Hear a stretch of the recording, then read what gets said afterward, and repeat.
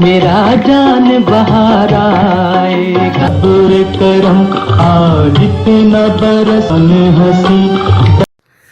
سلمیٰ مراد کے اثاثوں کے بارے میں اگر بات کی جائے تو وہ خود ایک میمن کمیونٹی کی ایک اہم رکن اور بڑے تاجر ابراہیم میکر کی بڑی صاحبزادی تھیں۔ سلمیٰ مراد نے ایک بڑے امیر گھرانے میں آنکھ کھولی، بلکہ یہ کہنا بے جا نہ ہوگا کہ وہ سونے کا چمچہ لے کر پیدا ہوئیں۔ والد کی طرف سے ان کے حصے میں بہت سی جائیدادیں، بینک بیلنس حصے میں آیا تھا۔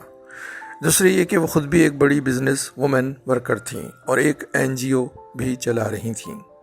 بعد ازاں وحید مراد کے گزرنے کے بعد قانونی طور پر وحید مراد کی تمام جائیدادیں بھی ان کے حصے میں آئیں۔ وحید مراد کے بارے میں سب جانتے ہیں کہ وہ فلم انڈسٹری میں سب سے امیر اداکاروں میں شمار کیے جاتے تھے۔ ان کا اپنا کراچی میں پروڈکشن ہاؤس تھا جہاں وہ فلمیں تشکیل دیتے جن کی کمائی لاکھوں میں ہوتی تھی۔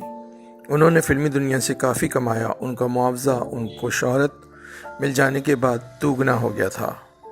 کوئی فالتو شوق نہیں تھا، نہ ہی پیسہ لٹانا ان کی فطرت تھی۔ انہوں نے جائیدادیں بنانے کی طرف زیادہ توجہ دی تھی اور انویسٹمنٹ کو ترجیح دی تھی۔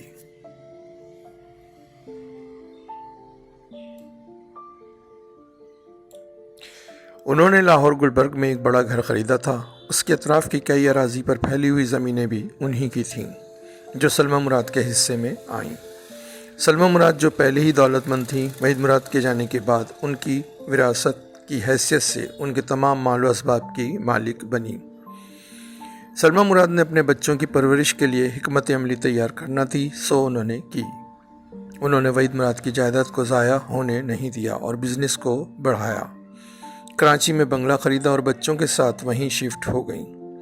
وحید مراد کے جانے کے بعد وحید مراد کی والدہ کے پاس کراچی میں ایک فلیٹ موجود تھا، وہ بھی ان کے حصے میں آیا۔ سلمیٰ مراد ایک وفا شوہر بیوی تھیں۔ وحید مراد کے اعزاز میں ہونے والی تمام تقریبات میں شرکت کرتیں اور وحید مراد کے نام پر بننے والی تمام کلبس کی ہیلپ کرتی رہیں۔ سلمیٰ مراد کے بیٹے عادل مراد اور بیٹی عالیہ مراد ایک اچھی اور بھرپور زندگی اب بھی گزار رہے ہیں، جو اللہ اور ان کے والدین کی دین ہے۔ سلمیٰ مراد کی طبیعت اچانک بگڑی اور پھر سنبھلنے کا نام ہی نہ لیا۔ 1 سے 1.5 ماہ ICU میں رہنے کے بعد 13 اکتوبر کو وہ بھی اس دنیا کو چھوڑ گئیں، جو کہ وحید مراد کے مداحوں کے لیے اور دیگر کے لیے افسوس کی خبر تھی۔